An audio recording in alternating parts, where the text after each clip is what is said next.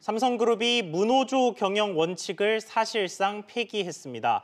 이상훈 삼성전자 이사회 의장이 노조 와해 공작 혐의로 1심에서 실형을 선고받고 법정 구속된 지 하루 만에 나온 반응입니다. 롯데그룹은 오늘 연말 정기 임원 인사를 단행하고 LG전자는 자동 세척 기능 논란이 있었던 의류 건조기를 자발적 리콜하기로 결정했습니다. 재계 소식 이한나 기자와 짚어보겠습니다. 이 기자, 삼성이 어제 공식 입장을 밝혔죠? 네, 삼성전자와 삼성물산은 공동 입장문을 통해 노사 문제로 걱정과 실망을 끼쳐드려 대단히 죄송하다고 밝혔습니다. 노조 와해 의혹과 관련해 이 삼성이 사과한 건 이번이 처음인데요. 삼성은 앞으로는 임직원 존중의 정신을 바탕으로 미래지향적이고 건강한 노사 문화를 정립해 나가겠다면서 노조와해 같은 사회적 문제가 다시 일어나지 않도록 하겠다는 이 재발 방지도 약속했습니다. 지난해 삼성전자는 자회사인 삼성전자 서비스의 협력사 직원 8천여 명을 직접 고용하면서 합법적 노조 활동을 보장한다고 발표한 바 있는데요. 어제 입장문을 통해 80년 넘게 이어져 온 무노조 원칙을 사실상 폐기했다는 분석이 나옵니다. 네, 그러면 삼성이 이렇게 입장을 바꾼 이유는 뭡니까?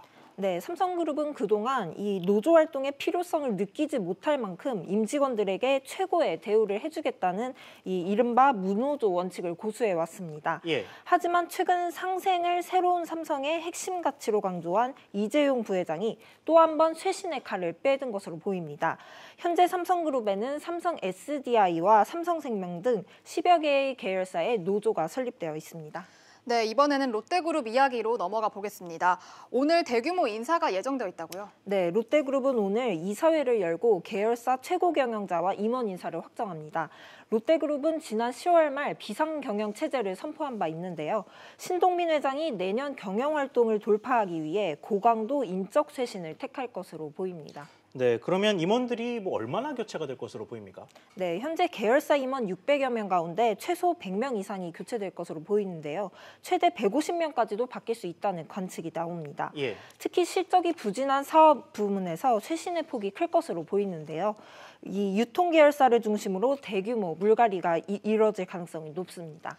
네, 마지막으로 LG전자가 악취와 먼지낌 현상으로 문제가 됐던 의류 건조기를 무상으로 리콜한다고요? 네, 리콜 대상은 2016년 4월부터 현재 최근까지 판매된 145만여 대입니다.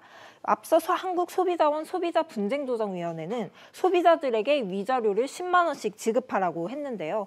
LG전자는 이 조정안을 수용하지 않는 대신 전체 고객을 대상으로 한 리콜을 선택한 겁니다. 이번 조치는 의류 건조기를 구매한 소비자 200여 명이 지난 7월 콘덴서 자동 세척 기능이 원활하지 않아 내부에 먼지가 쌓이고 악취가 난다며 집단 분쟁 조정을 신청한 데 대한 조치입니다. 네, 이 기자 이야기 잘 들었습니다.